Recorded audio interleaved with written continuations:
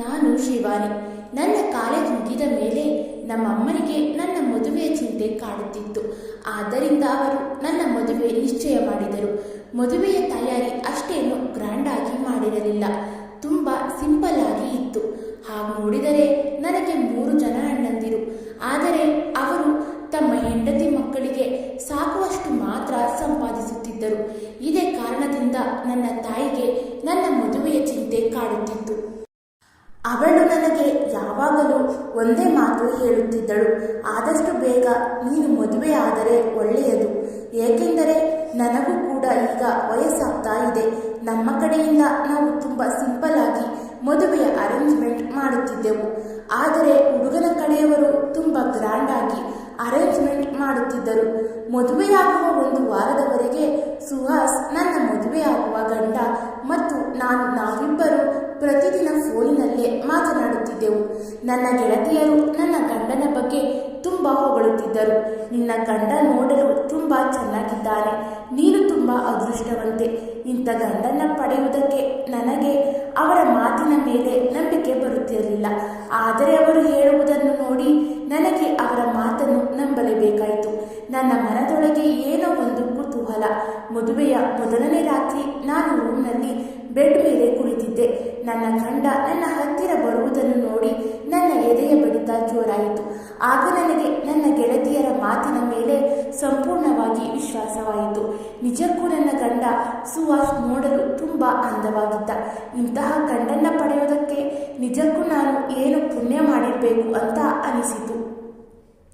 ಮರುದಿನ ನಾನು ಅಮ್ಮನಿಗೆ ಫೋನ್ ಮಾಡಿ ಎಲ್ಲ ವಿಷಯವನ್ನ ತಿಳಿಸಿದೆ. ಆಗ ಅಮ್ಮ ಅಂತೂ ನಾನು ಅಂದುಕೊಂಡಂತೆ ಎಲ್ಲ ಒಳ್ಳೆಯದಾಯಿತು.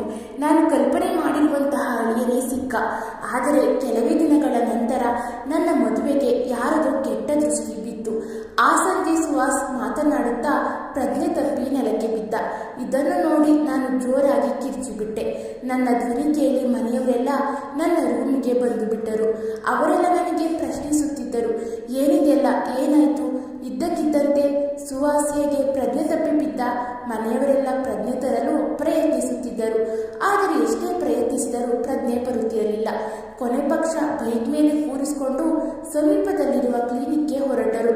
ಇಲ್ಲಿ ಮನೆಯಲ್ಲಿ ನನಗೆ ತುಂಬ ಟೆನ್ಷನ್ ಆಗ್ತಿತ್ತು. ಅರ್ಧ ಗಂಟೆಯ ನಂತರ ಕ್ಲಿನಿಕ್ನಿಂದ ನನ್ನ ಮಾವನ ಫೋನ್ ಬಂತು. ಗಾಬರಿ ಪಡುವ ಅವಶ್ಯಕತೆ ಇಲ್ಲ, ಸುಹಾಸ್ಗೆ ಪ್ರಜ್ಞೆ ಬಂದಿದೆ. ಇದನ್ನು ಕೇಳಿದ ಮೇಲೆ ನನಗೆ ಉಸಿರು ಬಂತು. ಸ್ವಲ್ಪ ಸಮಯದ ನಂತರ ಸುಹಾಸ್ನ ಮನೆಗೆ ಕರೆದುಕೊಂಡು ಬಂದರು. ನನ್ನ ಅತ್ತೆ ಸುಹಾಸ್ನ ನೋಡಿ ಅಪ್ಪಿಕೊಂಡು ಅಳತೊಡಗಿದಳು. ಏನಾಯ್ತು ಮಗನಿಗೆ? ಬಹುಶಃ ಯಾರದೋ ಕೆಟ್ಟ ದೃಷ್ಟಿ ಬಿದ್ದಿರಬೇಕು. ನಾನು ಇದನ್ನೆಲ್ಲ ರೂಮ್ ಹೊರಗೆ ನಿಂತು ನೋಡುತ್ತಿದ್ದೆ. ಮನೆಯವರೆಲ್ಲ ಹೋದ್ಮೇಲೆ ನನಗೆ ನನ್ನ ಅಳು ತಡೆಯೋಕೆ ಆಗಲಿಲ್ಲ. ನಾನು ಅಳಲು ಪ್ರಾರಂಭಿಸಿದೆ. ಆಗ ನನ್ನ ಗಂಡ, ಅಯ್ಯೋ ಹುಚ್ಚಿ, ಕಣ್ಣಿಗೆ ಹಾಕುವಂಥದ್ದು ಏನಾಗಿದೆ? ಚಿಂತಿಸಬೇಡ, ನಾನಿನ್ನೂ ಬದುಕಿದ್ದೀನಿ. ಇಷ್ಟು ಬೇಗ ನಿನ್ನನ್ನು ಬಿಟ್ಟು ಹೋಗೋದಿಲ್ಲ. ಸರಿ, ಈಗ ರೆಸ್ಟ್ ಮಾಡಿ ಅಂತ ನಾನು ಅವರಿಗೆ ಔಷಧಿಗಳನ್ನು ಕೊಟ್ಟು ಊಟ ಮಾಡಿಸಿ ಮಲಗಿಸಿದೆ. ಮರುದಿನ ಅವರಿಗೆ ಎದ್ದೇಳಲು ತಡವಾಯಿತು. ಸ್ವಲ್ಪ ಸಮಯದ ನಂತರ ಅವರು ನನ್ನ ಕೈ ಹಿಡಿದುಕೊಂಡು ಬದುಕಿದ್ದೀನಿ, ಸತ್ತಿಲ್ಲ ಅಂತ ಹೇಳಿದರು. ಆಗ ನಾನು, ಇದೇ ಕೊನೆ, ಇನ್ಮುಂದೆ ಇಂತಹ ಮಾತುಗಳನ್ನು ನಿಮ್ಮ ಬಾಯಿಂದ ಬರಕೂಡದು. ನಿಮ್ಮನ್ನ ಬಿಟ್ಟು ನಾನು ಒಂದು ಕ್ಷಣವೂ ಬದುಕಿರಲಾರೆ ಅಂತ ಹೇಳಿದೆ. ನಂತರ ನಾನು, ನೀವು ತಲೆ ಸುತ್ತಿ ಬೀಳುವುದು ಇದೇ ಮೊದಲನೇ ಸಾರಿನ ಅಥವಾ ಮೊದಲಿಂದಾನು ಈ ಪ್ರಾಬ್ಲಮ್ ಇತ್ತ ಎಂದು ಕೇಳಿದಾಗ ಅವರು, ಇಲ್ಲ, ನನಗೆ ಹೀಗೆ ಇದೇ ಮೊದಲನೇ ಸಲ ಆಗ್ತಾ ಇರೋದು ಅಂತ ಹೇಳಿದರು. ಅವರಿಗೆ ಸಡನ್ ಆಗಿ ಮತ್ತೆ ತಲೆನೋವು ಶುರುವಾಯಿತು. ಮತ್ತೆ ಪ್ರಜ್ಞೆ ತಪ್ಪಿದರು. ನಾನು ಮತ್ತೊಮ್ಮೆ ಜೋರಾಗಿ ಅಳುತ್ತಾ ಕಿರುಚಾಡಿದೆ. ಮನೆಯವರೆಲ್ಲ ಈ ಸಲ ದೊಡ್ಡ ಆಸ್ಪತ್ರೆಗೆ ಕರೆದುಕೊಂಡು ಹೋದರು. ನನಗಂತೂ ಒಂದೂ ಅರ್ಥವಾಗ್ತಿರ್ಲಿಲ್ಲ. ಮದುವೆ ಮುಂಚೆ ಎಲ್ಲ ಸರಿ ಇತ್ತು. ಇದ್ದಕ್ಕಿದ್ದಂತೆ ಏನಾಯಿತು? ನನ್ನಿಂದ ಯಾವುದಾದ್ರೂ ವಿಷಯ ಮುಚ್ಚಿಡಲಾಗುತ್ತಿದೆಯಾ? ಇವರಿಗೆ ಯಾವುದಾದರೂ ಹೆಲ್ತ್ ಪ್ರಾಬ್ಲಮ್ ಇದೆಯಾ? ಇನ್ನು ಅನೇಕ ಪ್ರಶ್ನೆಗಳು ಮನದಲ್ಲಿ ಸುಳಿದಾಡುತ್ತಿದ್ದವು. ಸ್ವಲ್ಪ ಸಮಯದ ನಂತರ ಆಸ್ಪತ್ರೆಯಿಂದ ಫೋನ್ ಬರುತ್ತೆ. ಗಾಬರಿ ಪಡಬೇಕಾಗಿಲ್ಲ, ಸುಹಾಸ ಪ್ರಜ್ಞೆ ಬಂದಿದೆ. ಏನಾಗಿದೆ ಅಂತ ರಿಪೋರ್ಟ್ಸ್ ನೋಡಿದ ಮೇಲೆ ಗೊತ್ತಾಗೋದು. 2 ದಿನ ವೇಟ್ ಮಾಡಬೇಕು. 2 ದಿನ ಆದಮೇಲೆ ರಿಪೋರ್ಟ್ ಬರುತ್ತೆ ಅಂತ ಹೇಳಿದರು. ನಾನು ದೇವರಲ್ಲಿ ನನ್ನ ಜೀವನ ಶುರು ಆಗೋ ಮೊದಲೇ ನರ್ಕ ಮಾಡಬೇಡ, ರಿಪೋರ್ಟ್ಸಲ್ಲಿ ಎಲ್ಲ ಸರಿ ಬರಲಿ ಅಂತ ಪ್ರಾರ್ಥಿಸುತ್ತಿದ್ದೆ. ಆದರೆ ಆಗಿದ್ದೇ ಬೇರೆ. ರಿಪೋರ್ಟ್ನಲ್ಲಿ ಅವರಿಗೆ ಬ್ರೈನ್ ಟ್ಯೂಮರ್ ಇದೆ ಅಂತ ಗೊತ್ತಾಯಿತು. ಆಗ ನನ್ನ ಅತ್ತೆ, ಇದೆಲ್ಲ ನಿನ್ನಿಂದ ನಿನ್ನಿಂದಾನೇ ಆಗಿರೋದು. ಅಮ್ಮನಿಗೆ ಫೋನ್ ಮಾಡಿ ನಿಮ್ಮ ದರಿದ್ರ ಮಗಳನ್ನ ಇಲ್ಲಿಂದ ಕರ್ಕೊಂಡು ಹೋಗಿ ಅಂತ ಹೇಳಿದರು. ಅಮ್ಮನಿಗೆ ವಿಷಯ ಗೊತ್ತಾದ ಮೇಲೆ ಅಯ್ಯೋ ದೇವರೇ, ನನ್ನ ಕೈಯಿಂದ ನಾನೇ ನನ್ನ ಮಗಳ ಜೀವನ ಹಾಳು ಮಾಡಿಬಿಟ್ಟೆ ಅಂತ ಅಳತೊಡಗಿದಳು. ನಾನು ತವರ ಮನೆಗೆ ಬಂದ ಮೇಲೆ ಸುಹಾಸ್ಗೆ ಫೋನ್ ಟ್ರೈ ಮಾಡಿದೆ. ಆದರೆ ಅವರು ಫೋನ್ ಉಪಯೋಗಿಸುವ ಸ್ಥಿತಿಯಲ್ಲಿ ಕೂಡ ಇರಲಿಲ್ಲ. ಒಂದು ವಾರದ ನಂತರ ನನಗೆ ಗಂಡನ ಮನೆಯಿಂದ ಫೋನ್ ಬರುತ್ತೆ, ಸುಹಾಸ ಈಗ ಈ ಪ್ರಪಂಚದಲ್ಲಿಲ್ಲ ಅಂತ. ನನಗೆ ನಂಬುವುದಕ್ಕೆ ಆಗಲಿಲ್ಲ. ಕೊನೆಯ ಸಾರಿ ಆದರೂ ನಾನು ನನ್ನ ಗಂಡನ ನೋಡಬೇಕು ಅಂತ ಗಂಡನ ಮನೆಗೆ ಓಡಿ ಹೋದೆ. ಅಲ್ಲಿ ಹೋದ ಮೇಲೆ ಮನೆಗೆ ಬೀಗ ಇತ್ತು. ಅಕ್ಕಪಕ್ಕದವರಿಗೆ ಕೇಳಿದರೆ ಯಾರು ಕೂಡ ಸರಿಯಾಗಿ ಉತ್ತರಿಸಲಿಲ್ಲ. ಅಣ್ಣ ನನ್ನನ್ನು ಹುಡುಕಿಕೊಂಡು ಮನೆಗೆ ಕರೆದುಕೊಂಡು ಹೋಗಿ ನಾನಿರುವಾಗ ಏಕೆ ಚಿಂತೆ ಅಂತ ಸಮಾಧಾನ ಹೇಳಿದ್ರು. ಅದೇ ದಿನ ನನಗೆ ವಾಕರಿಕೆ. ಡಾಕ್ಟರ್ ಚೆಕಪ್ ಮಾಡಿದಾಗ ನಾನು ಪ್ರೆಗ್ನೆಂಟ್ ಇರೋದು ಗೊತ್ತಾಯಿತು. ಆದರೆ ನನಗೆ ಇದನ್ನು ಕೇಳಿ ಸ್ವಲ್ಪವೂ ಖುಷಿಯಾಗಲಿಲ್ಲ. ಏನೇನೋ ಕನಸುಗಳನ್ನು ಕಂಡಿದ್ದೆ. ಹೀಗೆಲ್ಲ ಆಗುತ್ತೆ ಅಂತ ಅಂದುಕೊಂಡಿರಲಿಲ್ಲ. ಆದರೆ ನನ್ನ ತಾಯಿ, ನನ್ನ ಅಣ್ಣ ತಮ್ಮಂದಿರು ನನಗೆ ಬದುಕುವ ಹೊಸ ಭರವಸೆಯನ್ನು ಮೂಡಿಸಿದರು.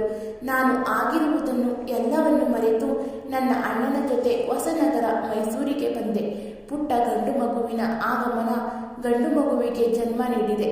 ನನ್ನ ಮಗ 6 ವರ್ಷದವನಾದ ಮೇಲೆ ಸಮೀಪದಲ್ಲಿರುವ ನೈವೇಟ್ ಶಾಲೆಗೆ ಟೀಚರ್ ಆಗಿ ಅಪಾಯಿಂಟ್ ಆದೆ. ಈ ಶಾಲೆಯಲ್ಲಿ ಕೆಲಸ ಮಾಡುತ್ತಾ 5 ವರ್ಷಗಳು ಕಳೆದವು. ನನ್ನ ಮಗ ಕೂಡ ದೊಡ್ಡವನಾಗುತ್ತಿದ್ದ. ಈ ಮಧ್ಯ ನಾನು ಅವನಿಗೆ ಅವನ ತಂದೆ ತೀರಿ ಹೋದ ವಿಷಯದ ಬಗ್ಗೆ ಏನೂ ಹೇಳಿರಲಿಲ್ಲ.